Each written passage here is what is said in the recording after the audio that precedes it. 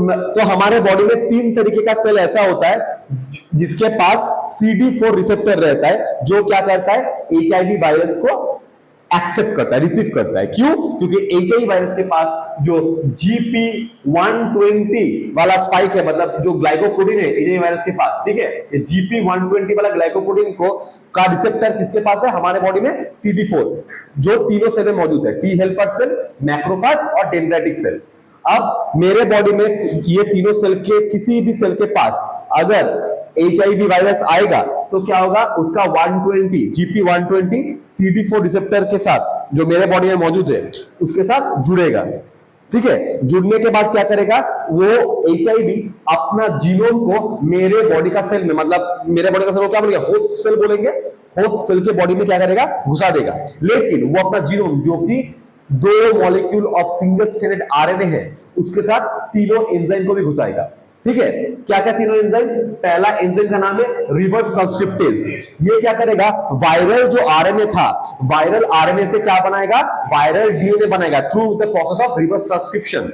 उसके बाद दूसरा जो एंजाइम काम में आएगा उसका नाम है इंटीग्रेज। क्या करेगा, इंटीग्रेज। इंटीग्रेज क्या करेगा, जो वायरल जो DNA है उसको होस्ट DNA, मेरे बॉडी का DNA के साथ जोड़ देगा।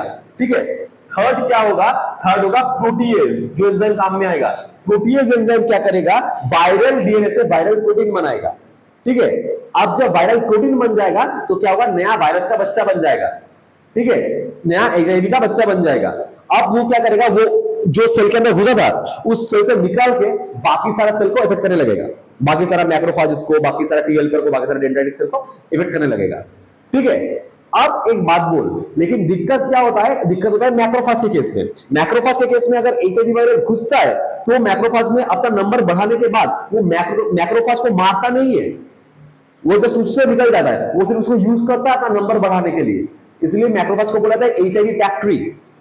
ठीक है, लेकिन बाकी जो दोनों सेल है, टी हेल्पर सेल और dendritic cell, basically T helper cell, इसको क्या करेगा, उसके बॉडी में जब घुसेगा और अपना नंबर बढ़ाने के बाद जब वो निकलेगा तो उसको मार देगा।